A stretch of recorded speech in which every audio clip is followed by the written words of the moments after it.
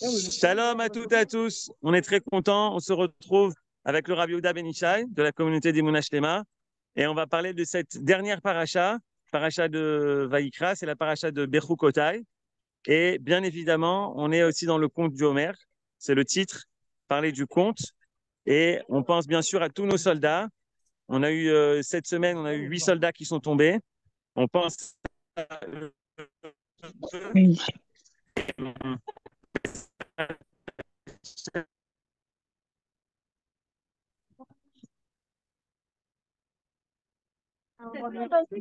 Bechavod Arav. Beseder, Toda Rabba Aaron, Shalom, Shalom à tous et à toutes. Bienvenue pour la dernière paracha du Chumash Vaïkra. Il est clair que la dernière paracha du Chumash Vaïkra est une paracha qui vient en fait conclure, résumer et nous donner le coup d'envoi pour la suite. Nous avons déjà passé sur les 5 Chumashim, 3 des Chumashim. On est déjà bien avancé dans la lecture de la Torah. Imaginez-vous que tout ça, ça a été déjà lu depuis Simchat Torah. Depuis Simchat Torah, nous avons déjà progressé dans les parachiotes de la semaine à un double sens. Et dans les parachiotes que nous lisons dans les Sefer Torah, et dans les parachiotes que nous vivons actuellement, nous avons déjà progressé de 3 Chumashim sur 5. Et on a appris beaucoup de choses. Et c'est pour ça que notre paracha est une paracha qui est importante parce qu'elle vient nous donner en fait une vue d'ensemble. Et je voudrais commencer par les premiers versets de la paracha. Les premiers versets de la paracha sont des versets de promesses. La Torah nous fait de grandes promesses. Seulement, ces promesses demandent à être examinées. Et vous savez que tout ça, évidemment, réclame de notre part des efforts. Im bechukota itelechu, nous dit Rashi, si vous faites des efforts, si vous adhérez à ma sagesse avec tous les efforts nécessaires. Alors, à quoi aura-t-on droit? Je vous lis les versets qui débutent notre paracha. Les pluies seront données en leur saison. La terre révélera son produit. L'arbre du champ donnera son fruit. Le battage de vos graines se prolongera jusqu'à la vendange et la vendange jusqu'au semail. Vous aurez du pain à manger en abondance et vous demeurerez en sécurité dans votre pays. Je ferai évidemment régner la paix dans ce pays et nul ne troublera votre repos. Je ferai disparaître du pays les animaux nuisibles et le glaive ne traversera point votre territoire. On en est arrivé, en fait, donc, on en est arrivé à une promesse où le peuple d'Israël, installé sur sa terre, en toute tranquillité, en toute sécurité, a le droit à une abondance extraordinaire où il peut profiter de tout ce que Dieu a promis déjà à nos ancêtres. On est arrivé, semble-t-il, à l'idéal. Ce que on a espéré pendant des milliers d'années, alors que nous étions malheureusement en exil et que notre vie ne tenait qu'à un fil. Comme ça redevient progressivement avec nos frères qui vivent dispersés dans le monde et qui voient petit à petit leur vie qui commence à nouveau à être en danger. Alors, a priori, comme je disais tout à l'heure, qu'est-ce qu'on peut espérer de plus? Seulement, voilà que la suite des versets est troublante. Je voudrais vous parler de la suite des versets. C'est intéressant parce qu'aujourd'hui, quelqu'un m'a transmis un message que quelqu'un a écrit à propos de la paracha et il a décrit ce que je viens de vous décrire en nous demandant d'imaginer que on est arrivé à la paix et à la sécurité comme ça a été promis maintenant. Et il a fait un petit exercice. Il a sauté la suite des versets.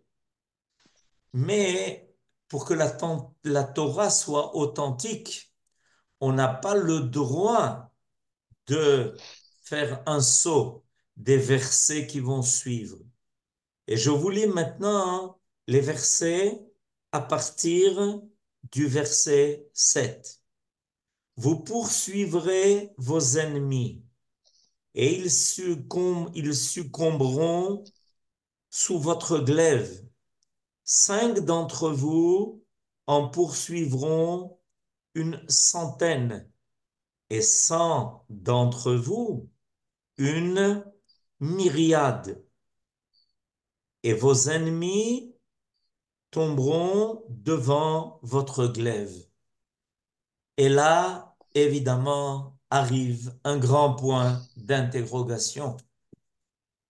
Le grand point d'interrogation, c'est que après qu'on ait entendu toutes les brachot, qu'on est arrivé au pays de la paix, où nous n'avons plus a priori rien à craindre, que l'on peut profiter de notre labeur, de nos efforts, de l'abondance de la terre et de l'abondance des fruits des arbres fruitiers.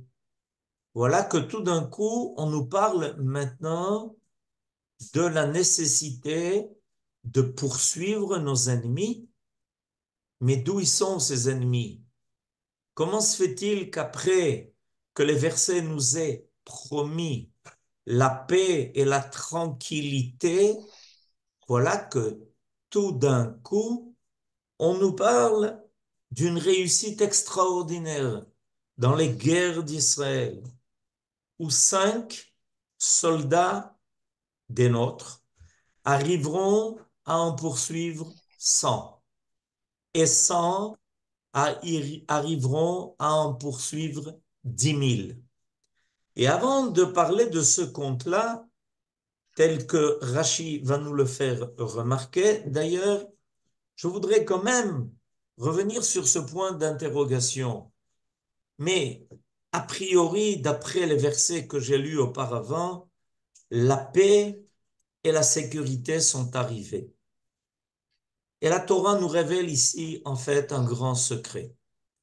Elle nous révèle que on va vivre des périodes alternatives de tranquillité, de quiétude, de paix et même de sécurité.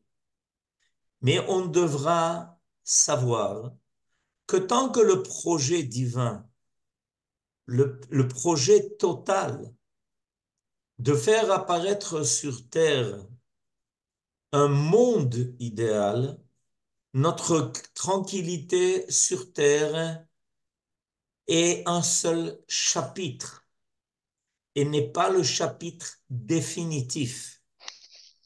Voilà ce que la Torah nous enseigne dans cette paracha.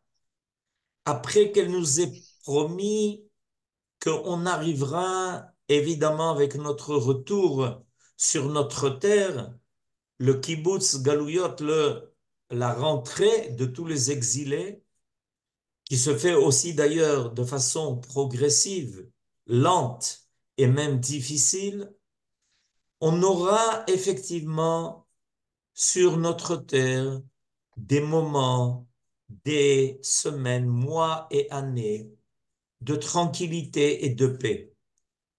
Et on aura peut-être à cause de ça le sentiment qu'on est parvenu au but, qu'on a atteint tout ce qu'on pourrait espérer. Une place au soleil, le temps du repos, le temps de la tranquillité. Et voilà que la Torah tout d'un coup nous dit, attends, c'est pas terminé. Il y aura encore des combats à mener. Sache que il y aura encore des guerres. Et dans ces guerres-là, va se révéler un héroïsme et des miracles qui n'ont jamais été vus auparavant. À tel point que 5 des guerriers d'Israël arriveront à mettre en fuite 100. On est dans une proportion de 1 contre 20. 5 qui mettent en fuite 100. Et on continue. Et le verset dit, on en arrivera même à ce que 100 arrivent à mettre en fuite 10 000. Et à ce moment-là, Rachi, qui s'y connaît en chiffres, nous dit, mais c'est pas la proportion qu'on a appris auparavant. C'est pas ce qu'on a entendu. On a entendu une proportion de 1 contre 20. Et maintenant, voilà qu'on apprend 100 contre 10 000. C'est une proportion de 1 contre 100. Mais on était à 1 contre 20 et maintenant on en est à 1 contre 100. 5 fois plus, une victoire qui se multiplie par 5. On en arrivera à ce qu'un soldat d'Israël arrive à tailler en pièces 100 de nos ennemis, un seul soldat. Comment on a fait ce saut de 1 contre 20 à 1 contre 100? Et Rachid nous apprend un principe important. Ce principe, il est que ne ressemble pas un petit nombre de personnes qui s'unissent et se réunissent pour faire des mitzvot à un grand nombre. À un grand nombre, au début, il y avait 5 soldats qui sont rentrés au combat. Dès qu'ils ont entendu que les ennemis ont osé franchir la frontière, ils se sont précipités et ils étaient 5. Et ils arrivaient à en faire fuir 100. Et petit à petit, comprenant la gravité du danger, les 5 sont devenus 100. Et voilà que tout d'un coup, ces 100 guerriers, soldats, arrivent à mettre en fuite 10 000. Ils arrivent à affronter 10 000. Et là, il faut faire attention à cela. Je vais vous transmettre un enseignement du Sfat Emet. Et cet enseignement, il est fondamental, surtout pour les temps que nous vivons. Et il nous dit la chose suivante. Sache une chose, c'est que si les 100 arrivent à mettre en pièces 10 000 ennemis, c'est parce qu'au début, 5 n'ont pas eu peur d'affronter tout seul 100. il y a une progression qui se fait. Petit à petit, les énergies s'accumulent, les forces se décuplent. Par exemple, quand on vient au Beth Knesset et que les 10 premiers se sont réunis et ont réussi à mettre en place le minyan, on peut penser que ceux qui viennent par la suite ne rajoutent plus rien à la qualité du minyan. C'est une erreur, c'est faux. Ne ressemble pas 100 personnes qui prient ensemble à 10 personnes qui prient ensemble. C'est une autre force, c'est une autre énergie, c'est une autre présence divine. Quand 100 personnes se réunissent pour faire une mitzvah, la mitzvah va avoir une capacité énorme. Elle va avoir une énergie qui dépasse de loin la proportion précédente. Je me rappelle que dans mon enfance, là où j'étais, il y avait l'habitude, par exemple pendant les fêtes de Rosh Hashanah et de Yom Kippourim, de louer de très grandes salles. Si en semaine et le Shabbat, on avait l'habitude d'être 50, 60 pour la prière, pour Rosh Hashanah et Yom Kippour, on attendait des centaines et des fois des milliers de gens qui venaient de partout, qu'on ne voyait peut-être pas toute l'année, mais qui se réunissaient. Et cette prière-là, elle avait un effet profond. Je me rappelle comment je sortais de ces moments phénoménaux où des milliers de personnes ensemble criaient Shema Israël, Hashem hu Elohim. Et ça, c'est quelque chose que nous devons intégrer. Une armée, une armée, au début, va voir l'héroïsme de 5 soldats qui n'ont pas eu peur, qui se sont jetés dans le feu et ont été se battre contre 100 terroristes, contre 100 assassins. Et voilà que petit à petit, les autres ont été contaminés. Eux aussi ont senti en eux cette volonté de participer à la sauvegarde d'Israël. Et les 5 sont devenus 100. Et voilà que tout d'un coup, les victoires remportées sont des victoires qui n'ont jamais été encore connues. Et ce n'est pas terminé, parce que le Sfat Emet nous dit que petit à petit, ça va aller en s'en amplifiant. Et il en est de même pour notre réussite sur la terre d'Israël. Combien étaient au début ceux qui ont osé venir s'installer sur cette terre avec un don de soi énorme, alors qu'il n'y avait absolument rien, ni à boire, ni à manger, ni sécurité, ni même où habiter. Et ces 5-là ont réussi à en entraîner 5. Ces 5-là ont réussi à en entraîner 100.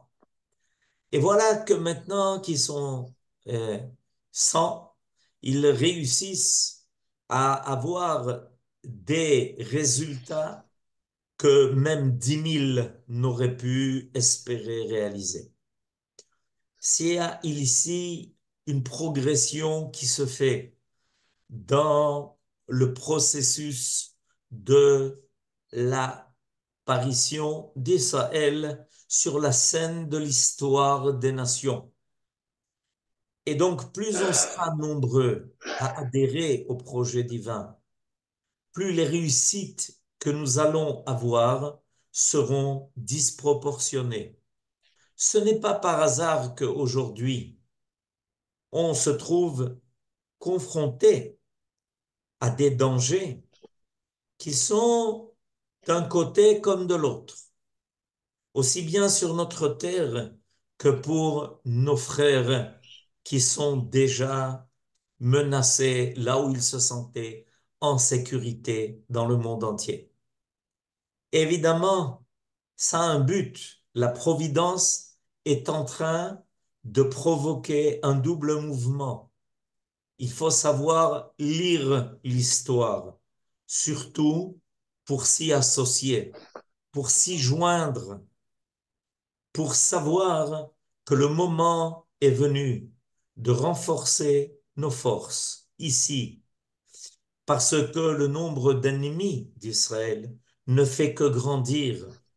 Mais ça ne doit pas du tout nous effrayer, ça ne doit pas du tout nous paniquer, parce qu'on sait que finalement, tous ceux qui vont nous rejoindre vont décupler ici les forces de ce peuple, à qui cette terre a été promise, à qui Dieu a promis aux ancêtres et a conclu avec eux et avec nous une alliance qui ne sera jamais brisée.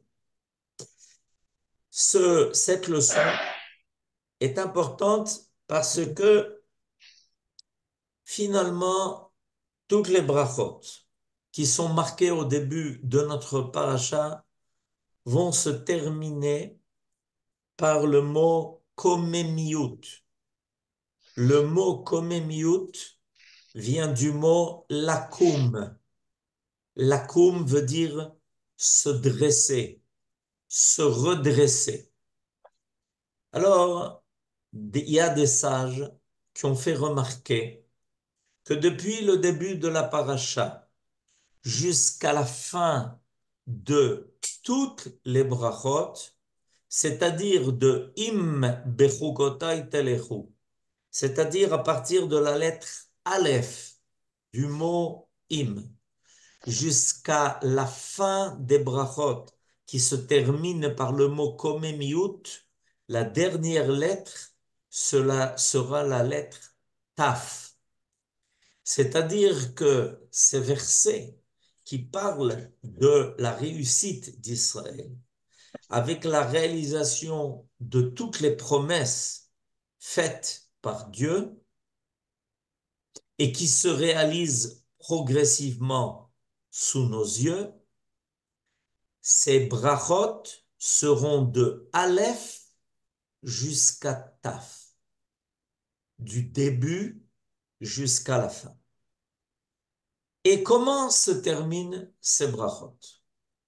Ces brachot se terminent par le fait que Dieu nous promet de être capable de nous tenir droit, dit Rashi.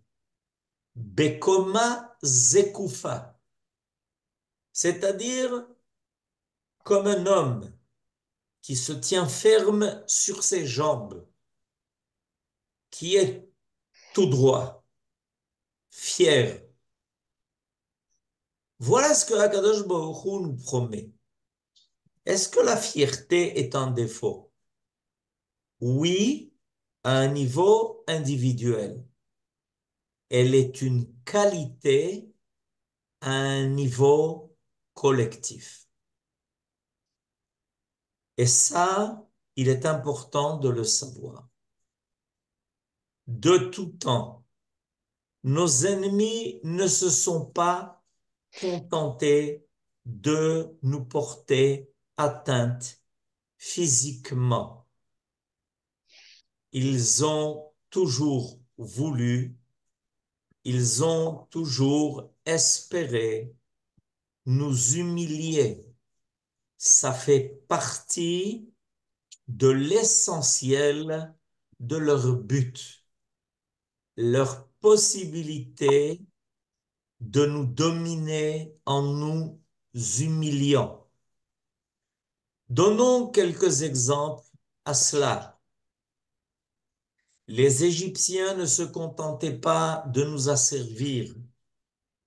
Ils nous humiliaient par toutes les méthodes qui ensuite vont se retrouver dans toutes les dictatures, dans tous les empires qui ont voulu nous humilier.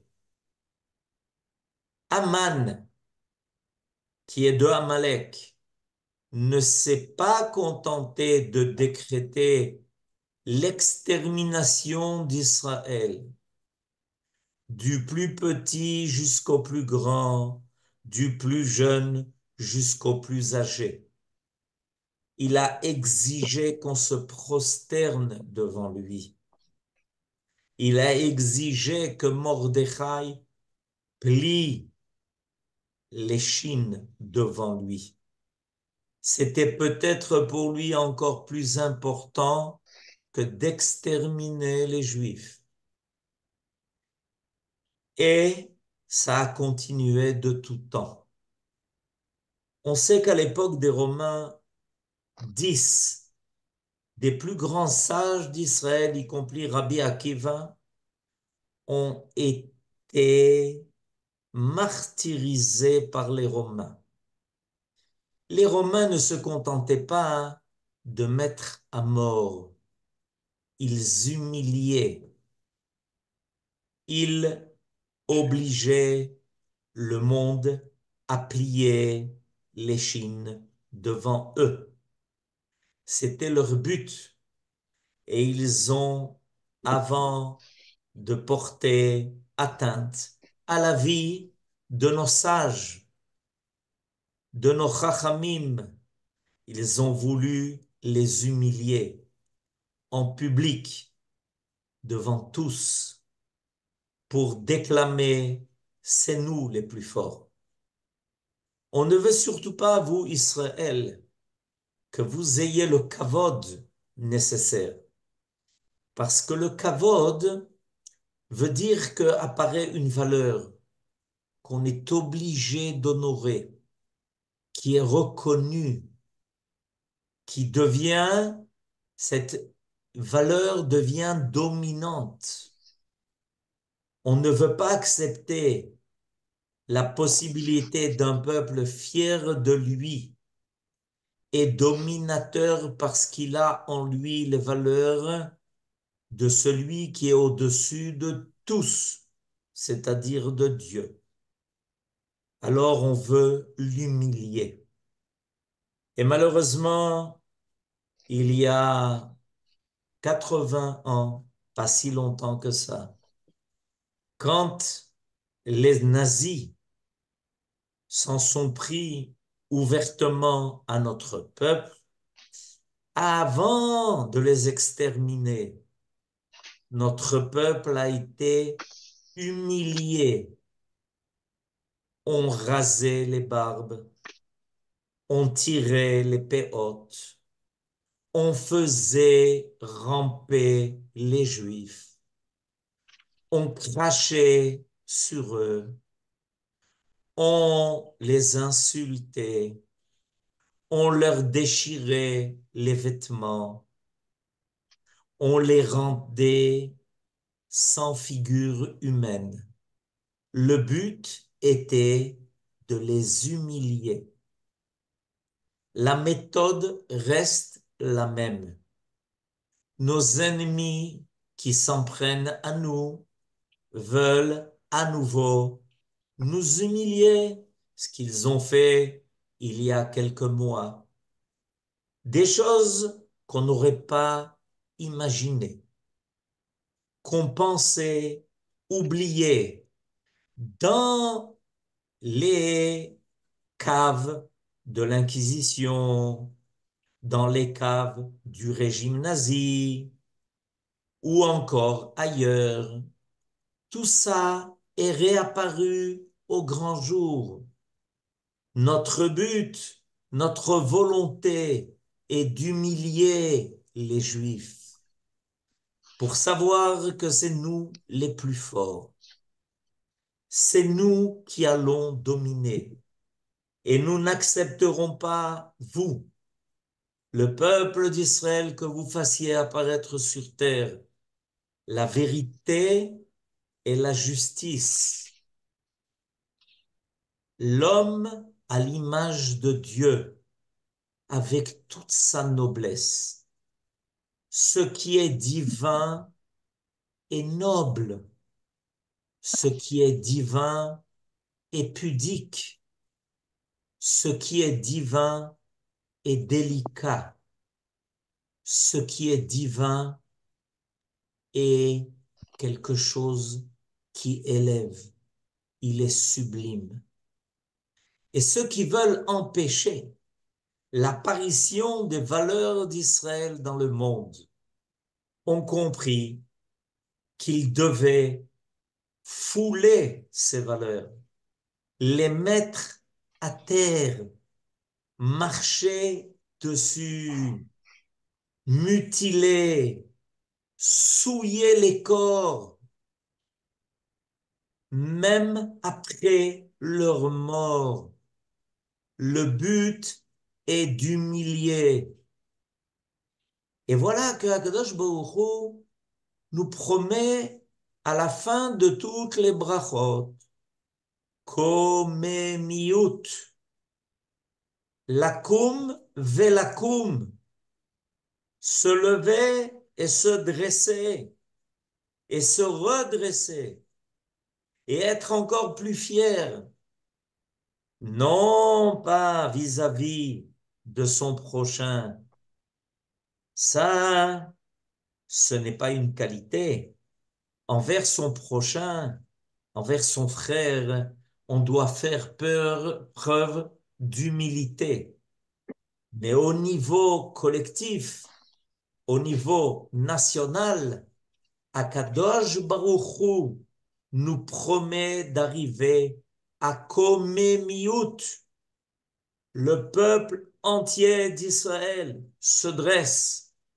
Ça effraie évidemment les nations, ça effraie ceux qui veulent encore attraper de leurs dernières griffes leur volonté de dominer le monde. Mais le peuple d'Israël va amener au monde une autre atmosphère, une autre ambiance. Et combien le monde va être heureux d'un peuple qui a tellement de qualités et qui viendra montrer comment, en fait, l'homme doit être. L'homme doit être l'homme du bon, l'homme du bien, celui qui est capable de donner, celui qui est capable d'aider. Jérusalem, c'est cette semaine, le jour de Jérusalem est cette semaine. Cette semaine, nous allons fêter Yom Yerushalayim. Yom Yerushalayim doit nous rappeler ce à quoi est destiné Yerushalayim. Cette ville est destinée à être la ville de la vérité. Ir Haemet. Cette ville est destinée à être la ville de la justice. Tzedek est le premier roi de Yerushalayim. Le premier roi de Yerushalayim avait comme titre Malki Tzedek. Mon roi est la justice. Ce premier roi, en réalité, était le fils tzaddik de Noach, Séchem. Et il avait un rêve, créer la cité de la justice sur terre. Et il avait décidé que le titre que porterait ce roi sera Malki Tzedek. Mon roi est le roi de la justice. Alors, il est important de savoir qu'avec cette paracha de Bechukotai, que nous allons entendre ce Shabbat, Akadosh Baruch Hu nous promet d'arriver à cela. Il nous promet la komémiout. Il nous promet et il nous aide. Et il fera tout pour que nous soyons capables de nous dresser et redresser pour le bien de l'ensemble de l'humanité. Yom Yerushalayim qui tombe Koach Be'iyar. Koach Be'iyar, le 28 Iyar. Que ce Yom Yerushalayim nous donne l'espoir, la volonté et la force de nous dresser pour le bien de tous. Et Bezrat Hashem, que l'on voit nos soldats avoir les réussites qui sont promises dans notre paracha. Chamisha irdefu mea, ou mea revava, amen, ken yehi ratzon, Shabbat shalom. אמן. תודה רבה, שבת שלום רב. אמן, אמן, שבת שלום רב. אמן.